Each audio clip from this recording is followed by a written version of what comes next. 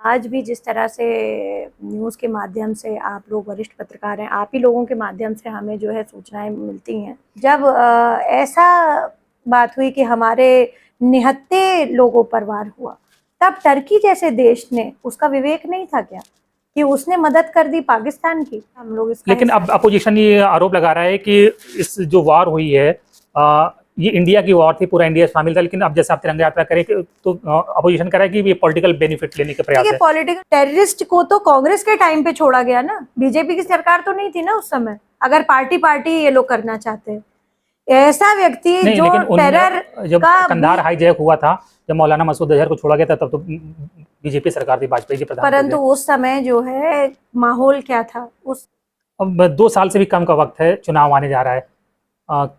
क्या लग रहा है आपको कि समीकरण किस तरफ है? हालांकि लोकसभा इलेक्शन में तो आपकी पार्टी का रिजल्ट जो है आप लोगों के मन मुताबिक नहीं रहा। एक सवाल और लेते हैं कि आपने अखिलेश जी को अक्सर सुना होगा, वो सरकार पे आरोप लगाते हैं कि हर जगह सिंह भाई बैठ गए हैं, हर जगह वो कहते हैं कि जो अब सिंह हटेगा तो सिंह आएगा। एक तरह मतलब जातिवाद का आरोप लगा रहे हैं, कितना सहमत है इससे? नहीं है, बिल्कुल ऐसा नहीं है। हमारे आरक्षण एक बहुत मतलब बर्निंग इशू है, बहुत से लोग उसके पक्ष में है, बहुत से लोग खिलाफ भी हैं। आपको क्या लगता है कि आरक्षण की समीक्षा होनी चाहिए या अभी जैसे चल रहा है चलने दिया जाए? अभी आपके इस स्टेटमेंट पे बहुत कंट्रोवर्सी होने जा रही है। जो आपने कहा है कि कृष्ण जी ठाकुर थे, यादव लोग नाराज होंगे, कहेंगे वो तो यादव है। हम लोग पूछ रहे हैं कि आप फिर से समाजवादी पार्टी से एक बार चुनाव लड़ चुकी हैं, आप फिर से वापस आएंगी अगर कभी सब कुछ ठीक हो जाता है तो वापस पार्टी से लड़ेंगी? तो अखिलेश जी, डिम्पल जी से बात होती है भी आपकी? स्वर्गीय मुलायम सिंह जी, मायावती जी, अखिलेश जी, योगी आदित्यनाथ जी, ये आपने चारों का कार्यकाल देख लिया है, बेस्ट सीएम कौन है? कल्याण सिंह जी का भी कार्यकाल देखा है मैंने। हम लोगों का मानना है कि आपकी मेहनत, आपकी योग्यता के हिसाब से आपको भाजपा ने पद नहीं दिया। 27 में अपर्णा जी चुनाव लड़ने जा रही है क्या विधानसभा का? अब देखिए। नमस्कार, हमारे साथ स्वर्गीय मुलायम सिंह यादव जी की छोटी बहू और उत्तर प्रदेश महिला आयोग की उपाध्यक्ष अपर्णा जी हैं, जिनसे हम तमाम विषयों पर बात करेंगे।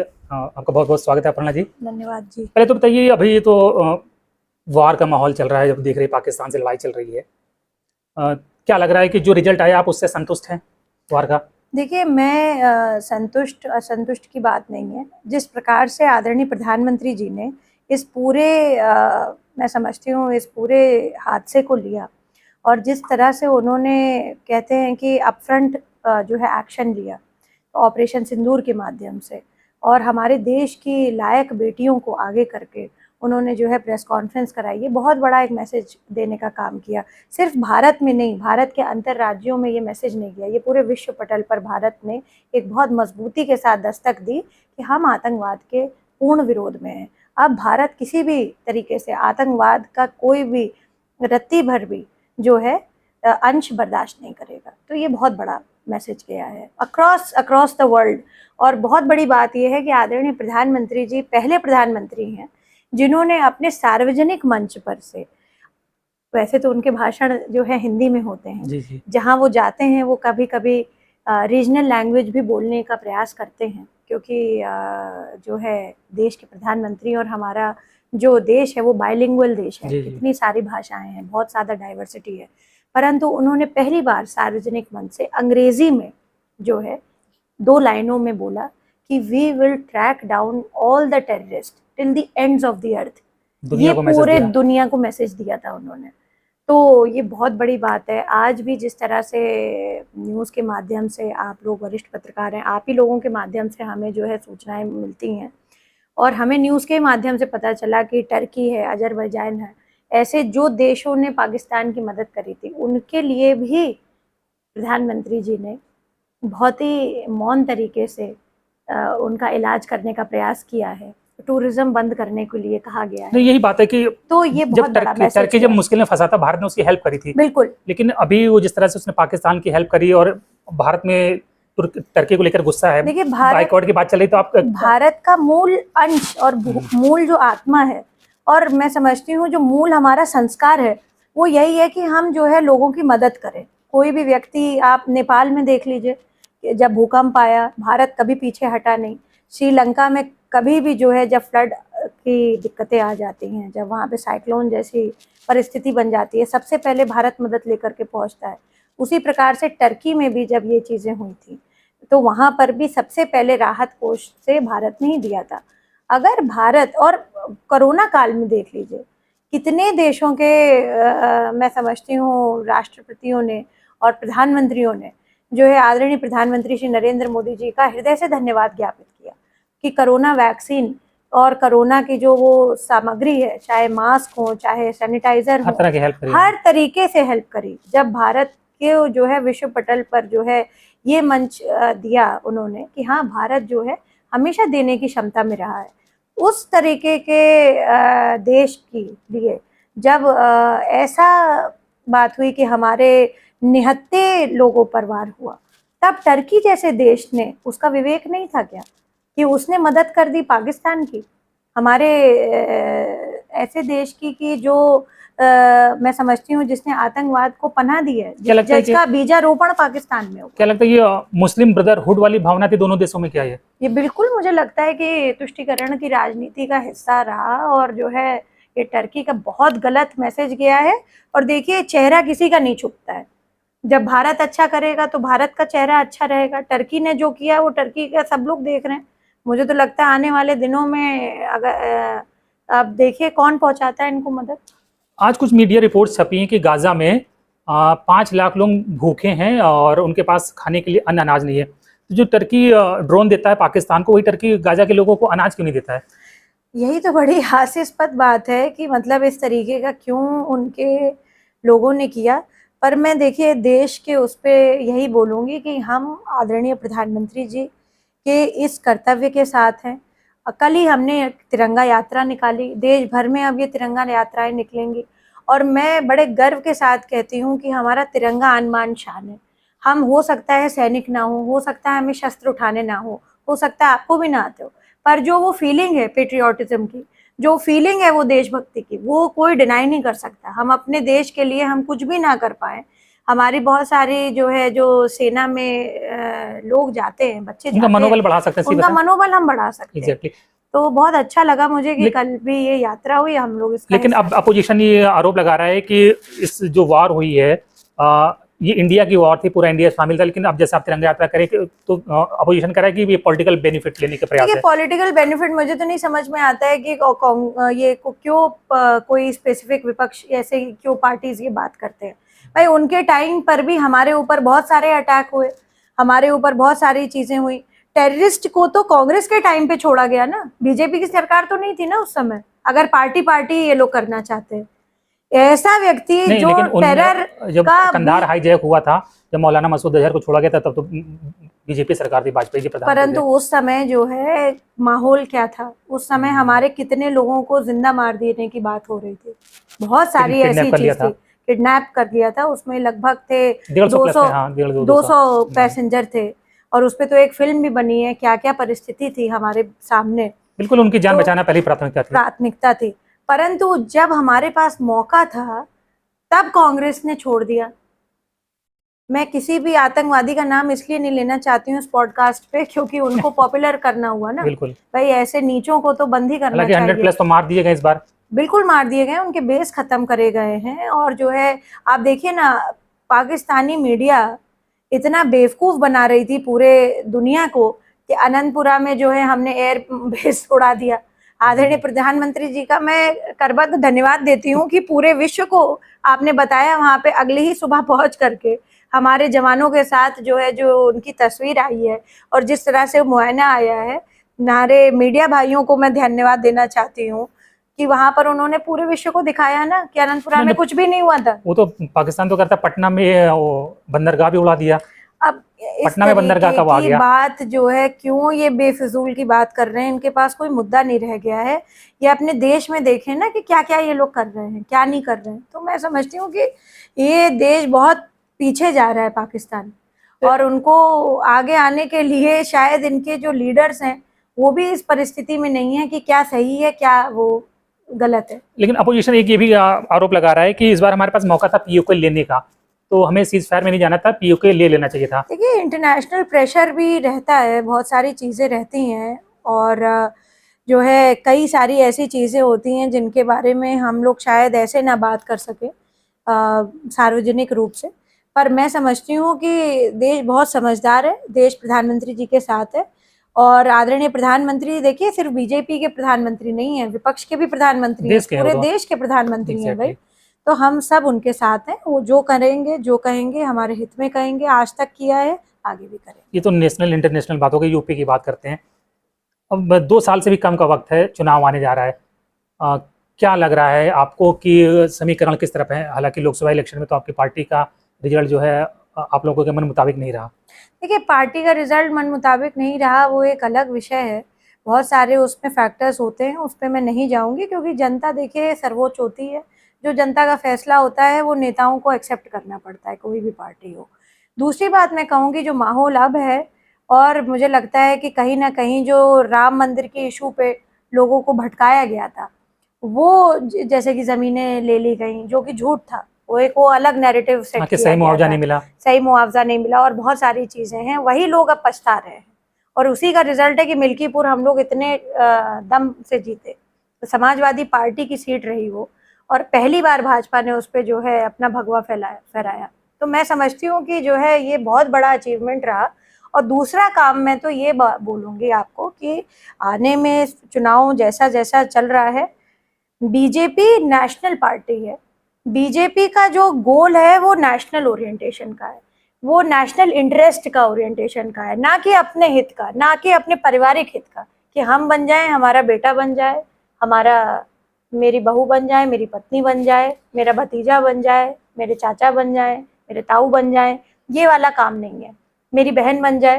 तो ऐसा नहीं है, हम लोग जो है ऐसे लोगों को लेकर के आ रहे हैं जिनकी कोई सुनवाई नहीं थी, और जो अपने मेरिट पे आ रहे हैं और अपने मेरिट पे बढ़ रहे हैं, और जहां उनको मौका मिल रहा है, वो पार्टी लीडरशिप हमारी एनालिसिस करती है, हर एक पहलू पे, हर एक काम पे, हर एक वक्तव्य पे। आप देखिए ना, अभी मैं दूर नहीं जाऊंगी, बहुत सारी चीजें हमारे पार्टी के भी वरिष्ठ जन अगर कभी गलत चले जाते हैं तो पार्टी लीडरशिप जो है, मुख्य लीडरशिप, उसको करेक्ट करती है। उसमें कभी वो ये नहीं कहते कि ये गलत नहीं कर रहा है। अगर गलत किसी ने किया है तो पार्टी लीडरशिप, जो केंद्रीय लीडरशिप है, वो हमेशा कहेगी कि इसको करेक्ट करना हमारा दायित्व है। ये पार्टी नेशनल इंटरेस्ट की पार्टी है। ये पार्टी सिर्फ इसलिए नहीं है कि हमारा आदमी है तो भाई हम इसको प्रोटेक्ट करेंगे। बिल्कुल। ये पार्टी ऐसा नहीं है कि हम, अगर वो समाज के हित में, देश के हित में काम नहीं कर रहे हैं या कर रही हैं, तो उनको भी उस तरह से ही डील किया बिल्कुल, जाएगा। चेक एंड बैलेंस के कई बिल्कुल। और बहुत बड़ी पार्टी है, करोड़ों कार्यकर्ता हैं, अब तो ये बृहद मतलब रूप ले रहा है पार्टी। मैं इसके जो मूल में इसका जो आप कह लीजिए आदरणीय पंडित दीनदयाल जी की जो सोच है अंत्योदय की, और जिस प्रकार से प्रधानमंत्री जी ने अपने कामों में उसको परिलक्षित किया, ये बहुत बड़ा काम है। आज तक ऐसा नहीं हुआ, मतलब बहुत सारे लीडर्स आ गए, बहुत सारी चीजें हुई, और उस पर विवेचना करना कोई उचित बात नहीं है, क्योंकि देखिए जो मरणोपरांत भाई किसी के बारे में कोई बुराई भी नहीं करनी चाहिए, तो फिर जो है अच्छाई भी क्या ही कहा जाए। परंतु मैं समझती हूँ कि जिस तरह से प्रधानमंत्री जी चल रहे हैं, युग परिवर्तन आ रहा है, एक भारत अलग उस पे जा रहा है। आज जब हम विदेश जाते हैं, और मैं समझती हूँ कि बहुत सारे लोग विदेश जाते होंगे, इनकम कैपेसिटी बढ़ी है आदमी की, तो विदेश जब जाते हैं तो अगर आदमी कहता है कि where are you from, India से है, तो हेता से नहीं देखता है। पहले वो समझते थे कि इंडिया से आए तो यहाँ पे सिर्फ वेटर बनने आए। आप तो बहुत बार गई होंगी विदेश के, आपको कभी मैं तो विदेश में पढ़ाई भी करके आई हूँ। ये सब चीजें झेलनी पड़ी थी जो आप बता रही हैं? बिल्कुल झेलनी पड़ी थी। पहले जब मेरी जो सब्जेक्ट की चॉइस थी, जब मैं मास्टर्स करने गई, मैंने बोला कि साहब मैं इंटरनेशनल रिलेशंस पढ़ने आई हूँ यहाँ पे। मेरे डिग्री कोर्स में सिर्फ 60 बच्चे थे, 60 चिल्ड्रन थे उसमें। 60 लोगों में सिर्फ एक ही मैं भारत से थी, और मेरे साथ के जो भारतीय गए थे उस समय मैनचेस्टर विश्वविद्यालय, वो या तो कंप्यूटर साइंस पढ़ रहे थे या तो वो बिजनेस एडमिनिस्ट्रेशन पढ़ रहे थे। उन्होंने कहा कि आप इंटरनेशनल रिलेशंस क्यों पढ़ रहे हैं, पॉलिटिक्स के और ग्लोबल लेवल पे तो इंडिया का कोई योगदान है नहीं, वो आपको क्यों पढ़ना है भाई, क्यों पढ़ने आए हो आप यहाँ पे? यानी आपका कहना है उसमें इंडिया को रिकॉग्नाइज नहीं किया जाता था उस समय, जब मैं बहुत पहले। और तो अब जाती हैं, अब जब आप कभी आप जाते हैं विदेश तो क्या अब बहुत माहौल फर्क आ गया है। यूनाइटेड नेशंस से लेकर के जिस प्रकार से मोदी जी ने पैठ बनाना करी है, और जिस प्रकार से आदरणीय प्रधानमंत्री जी का जो मंचन है पूरे भारत का, यहाँ का सब कुछ, पहनावा, ओढ़ना, बोली, भाषा, सब कुछ, खाना पीना, रहन सहन, सब कुछ, तो इस पे मैं समझती हूँ कि बहुत एक परिवर्तन आया है। उस समय भी विदेशी शायद भारतीय ये व्यंजन को पसंद करते थे, पर वही बात है ना कि उसको लुक डाउन अपॉन किया जाता था, बिल्कुल है ना। आदमी ज्यादा पसंद करता था कि हम जापानीज खा लें, हम जो है चाइनीज खा लें, हम लेबनीज खा लें, पर Indian food was secondary. But Modi ji के आने से अब इंडियन फूड को भी वही रिस्पेक्ट मिल रहा है जब फूड को इतना रिस्पेक्ट मिल रहा है, तो क्योंकि लोगों को लजीज मिलेगा, है खाना, बिल्कुल। लजीज है खाने में। कोई देखिए, सत्य को आप बहुत दिन तक ढक के नहीं रख सकते, आप छुपा के नहीं रख सकते। ये तो सुकरात ने भी कहा है और आदि गुरु शंकराचार्य ने भी कहा है। तो कहा है कि भाई, आदि गुरु शंकराचार्य ने कहा है कि सत्य बोलने के और सत्य को प्रदर्शित करने के लिए बहुत सारे तरीके होते हैं विद्वानों के पास। एक सवाल और लेते हैं कि आपने अखिलेश जी को अक्सर सुना होगा, वो सरकार पे आरोप लगाते हैं कि हर जगह सिंह भाई बैठ गए हैं, हर जगह वो कहते हैं कि जब सिंह हटेगा तो सिंह आएगा। एक तरह से मतलब जातिवाद का आरोप लगा रहे हैं, कितना सहमत है इससे? नहीं है, बिल्कुल ऐसा नहीं है। हमारी पार्टी बहुत ही एम्बिगुअस है, और आप देखिए ना कितने सारे हमारे जो है चीफ मिनिस्टर आदरणीय मुख्यमंत्री श्री योगी आदित्यनाथ जी हैं, हमारे deputy chief minister Shri Brajesh Pathak ji हैं, मौर्य जी हैं, हमारे दूसरे deputy chief minister Shri Keshav Rai ji हैं, मौर्य जी हैं, हमारे कितने मंत्री हैं। आप देखिए हर वर्ग का व्यक्ति आपको मिलेगा। हमारे यहाँ सिर्फ एक व्यक्ति विशेष या एक जाति विशेष के लोग नहीं मिलेंगे। मैं तो मतलब इसमें डायरेक्ट बात बोलने की कोई वो बात नहीं है। पुलिस में भी आप देखिए हर जगह हर व्यक्ति है, कोई ऐसा तो है नहीं कि, और भर्ती जो है तो इस सरकार में अभी होनी है। अभी तो पुरानी ही सिस्टम की जो पुलिस आ रही है वही लोग काम कर रहे हैं। 50-60 हजार पुलिस भर्ती हुई है, बिल्कुल 60,000 पुलिस भर्ती हुई और भर्ती होने का स्कोप है अभी। तो मैं समझती हूँ कि ये सब जो ट्रेनिंग करके आप फील्ड में आएंगे वो लोग, क्योंकि अभी भर्ती हुई है तो ट्रेन होकर के फील्ड में अब आएंगे अभी तो 6 महीने तो अभी तो हमारे पास पुराना ही सरकार की सारे ऑफिसर्स हैं, पुराने ही सरकार के हमारे पास सारी पुलिस है। तो एक तरह से तो वफादार वो पुरानी सरकारों के रहे। बीजेपी तो अब परचम पे आई है पिछले 8 साल। सरकारी कर्मचारी का तो कोई सरकार होती नहीं, वो तो नियम के पैरोकार हैं सिर्फ। कि भाई अगर कोई व्यक्ति अगर ये कहे कि हमारे पास आप जाति विशेष है, तो जाति विशेष का भरने का काम तो पुरानी पार्टियों ने किया, जो रीजनल पार्टीज थे। कोई नेशनल पार्टी बीजेपी ने तो नहीं किया। बीजेपी की तो सरकार उत्तर प्रदेश में आप बताइए ना कितने साल पहले थी। यानी आप ये कह रही हैं कि पहले जाति के आधार पर भर्तियां होती थी? बिल्कुल जातिगत आधार पर भर्तियां होती थी। इस बात का प्रमाण है, आज की फोर्स पे आप देख लीजिए, प्रमाण है इस बात का। और वही लोग, उन्हीं जातियों के लोग भाजपा के लिए तन मन धन से काम कर रहे हैं। तो ये एक विषय है, बहुत बड़ा विषय है। खैर इस पे क्या ही। तो क्या लग रहा है अभी आप 27 में क्या देख रही हैं कि जिस तरह से लोकसभा इलेक्शन में लगभग नेक टू नेक फाइट हुई थी और दोनों दलों को लगभग बहुत 55-45% के आसपास सीटें मिली हैं, तो ऐसा ही मुकाबला होने जा रहा है 27 में भी, विधानसभा चुनाव में भी? देखिए, हम समझते हैं कि हम अपना कार्य कर रहे हैं, जनता के बीच में हमेशा हैं, हम हमेशा अच्छा सोचते हैं, लोगों का हित सोचते हैं। लगातार हम अपने हर वर्ग से प्रयास करवा रहे हैं, चाहे वो कार्यकर्ता हों, हमारे नेता हों, हमारे वरिष्ठ जन हो, हमारा प्रबुद्ध वर्ग हो, हमारे जो है पिछड़ा वर्ग हो, जितने भी हों, हमारी महिला मोर्चा के लोग हों, तो मैं समझती हूँ युवा वर्ग हो, सब लोग अपने अपने दिशा में काम कर रहे हैं। पार्टी ने सबके लिए काम करने का बहुत सारा स्कोप है। और मैं तो यही सोचती हूँ, अगर आदमी अपना घर ही संजो करके रखने लगे तो देखिए ना घर में कितने काम निकल आते हैं। तो ये तो पूरा प्रदेश है, और जो है हम कर रहे हैं, उस गति पर हैं, और ईश्वर का आशीर्वाद, जनता का प्रेम मिलेगा आगे भी। बीजेपी पहले जातीय जनगणना की हम कह सकते हैं बहुत समर्थक नहीं थी, लेकिन अचानक से प्रधानमंत्री ने ऐलान कर दिया कि जातीय जनगणना होगी। देखिए, आदरणीय प्रधानमंत्री जी का कोई इस विशेष उसका वो नहीं था कि वो समर्थन में थे कि नहीं थे। उनको पता है कि देश के लिए क्या अनिवार्य है, कब है। वो एक सही समय की शायद प्रतीक्षा कर रहे थे, तो वो सही समय उनको लगता है कि अभी इलेक्शन से पहले हो जाना चाहिए। जाति जनगणना हो रही है। अब विपक्ष ये कभी नहीं कह पाएगा कि जाति जनगणना आपने नहीं कराई। तो ये भी एक बहुत बड़ा मुद्दा खत्म कर दिया। अब ये लोग अलग अलग मुद्दे ढूंढ करके आ रहे हैं कि कहाँ से हम जो है सोचें कि हम लोग क्या ऐसा करें जिससे हम लोग अपने आप को राजनीति में भुना सकें। आरक्षण एक बहुत मतलब बर्निंग इशू है, बहुत से लोग उसके पक्ष में हैं, बहुत से लोग खिलाफ भी हैं। आपको क्या लगता है कि आरक्षण की समीक्षा होनी चाहिए या अभी जैसे चल रहा है चलने दिया जाए? देखिए, जाति जनगणना से बहुत सारी चीजें क्लियर हो पाएंगी हमारे देश की जो अभी तात्कालिक परिस्थिति है उस पे।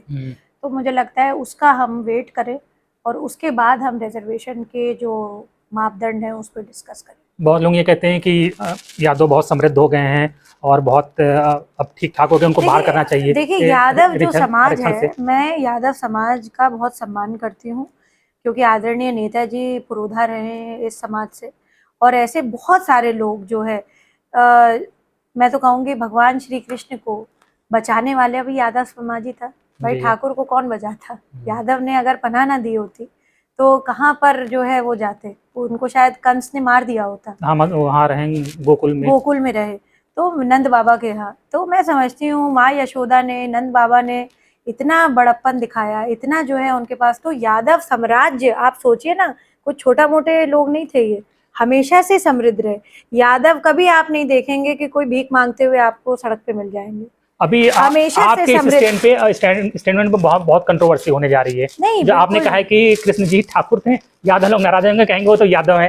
अब इस पे कहेंगे कि हमारे यादव जी भगवान को जो कास्ट चेंज कर दी। नहीं, ऐसा कुछ नहीं है। ये तो देखिए ये सर्वविदित है, इसमें कोई मैं शास्त्र संबंधित बात कर रही हूँ, इसमें कोई मैं ऐसी बात कर नहीं रही हूँ कि वो है। हाँ, यदुकुल में क्योंकि उनको जो है बड़ा किया गया, उनका पालन पोषण किया गया, तो वो यादवों के भगवान यदु सम्राट हुए। तो ऐसा नहीं है कि वो थे, परंतु थे वो देवकी और वासुदेव के पुत्र, जो कि क्षत्रिय समाज से थे।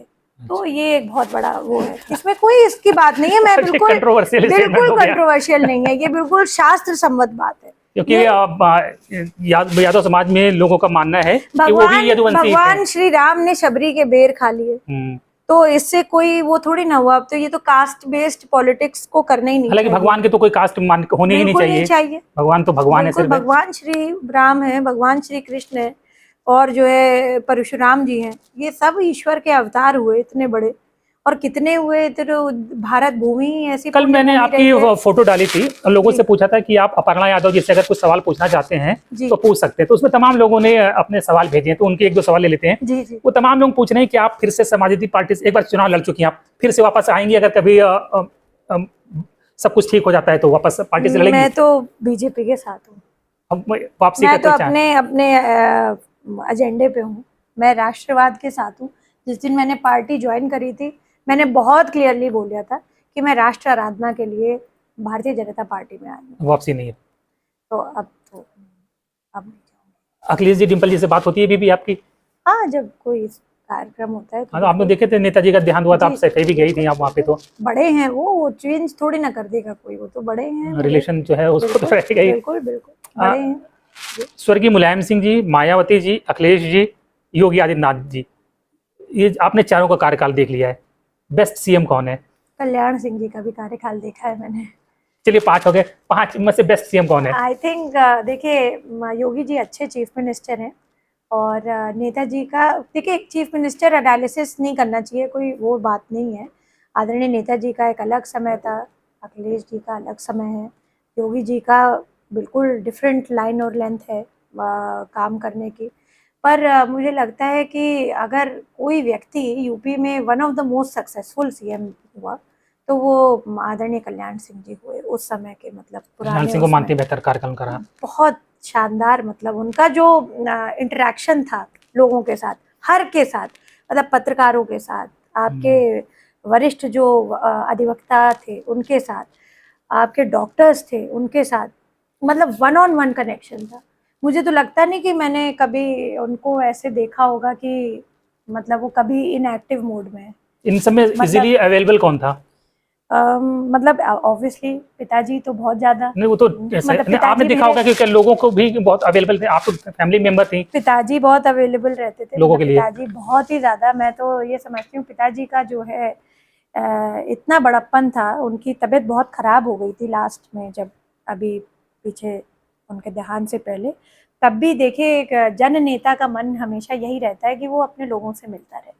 तो उतनी तबीयत खराब में भी वो इलाज करा करके आते थे, वो अपना जो है मेडिसिन खा करके और लॉन में बैठते थे, कहते थे बुलाओ सबको बुलाओ, जो भी। अच्छा मैं पार्टी ऑफिस नहीं, धरती पुत्र कहते थे, मैं पार्टी ऑफिस नहीं जा पा रहा हूँ, वो लोग मेरे घर आ जाएंगे, सबसे मिलते थे और युवा से मिलते थे, बच्चों से मिलते थे, जो बुजुर्ग आते थे उनसे तो भाई उनके संबंध थे, और एक एक व्यक्ति का, वो भले ही अपनी छोटी चीजें घर में भूल जाएं, उनको ये ना याद रहे कि मेरा चश्मा कहाँ गया, मेरे अखबार कहाँ रख दिया मैंने, या जो है मैंने नाश्ता किया है कि नहीं, परंतु अपने लोगों के नाम उनको याद थे।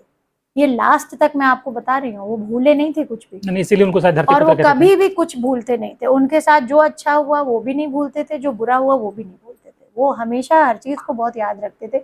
ये शायद उनकी ये ट्रेट, ये उनकी ये क्वालिटी हम लोग में से इतना सा भी 1% भी अगर हम इम्बाइब कर लें तो शायद हमारा भला हो जाएगा। एक आखिरी सवाल खत्म करते हैं जी। तमाम लोगों का मानना है कि आपकी मेहनत, आपकी योग्यता के हिसाब से आपको भाजपा ने पद नहीं दिया।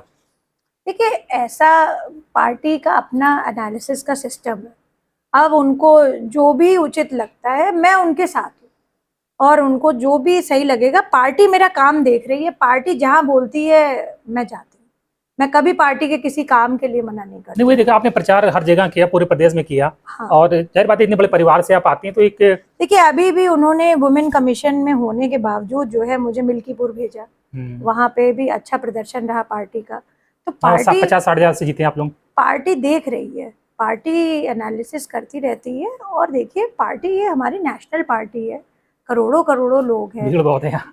तो जो है, नहीं भीड़ में नहीं कहूँगी, योग्य लोग मतलब कार्यकर्ता बहुत ज्यादा है, तो एनालिसिस करती रहती है। और मैं समझती हूँ कि पार्टी के वरिष्ठ जन जितने भी हैं, उनका आशीर्वाद मुझे हमेशा प्राप्त होता है। कभी कोई ये नहीं कहता कि आप मत मिलने आइए या आप ऐसा मत करिए। आपको कौन मना करेगा? या ऐसा कभी कर भी सकते हैं, मैं छोटी हूँ तो कर भी सकते, पर जो है बहुत मतलब आत्मसात किया, और मुझे लगता है कि मैं सीख भी रही हूँ। सीखते सीखते 27 में अपर्णा जी चुनाव लड़ने जा रही है क्या विधानसभा का? अब देखिए क्या करते, राम जी की जो इच्छा हो। यानी आपका मन है अगर पार्टी राम तो जी लड़ेगी? की जो इच्छा हो। अब वो कहते हैं ना कि वो कि बड़ा अच्छी लाइन है एक भजन की, हो ही वही जो राम रच रखा। नहीं, वो तो हो ही रच, वो तो तुलसीदास जी की रामायण की है, परंतु वो कहते हैं कि तुझ में मुझ में बस भेद इतना कि मैं नर हूँ तू नारायण है ना? नर ही नारायण है।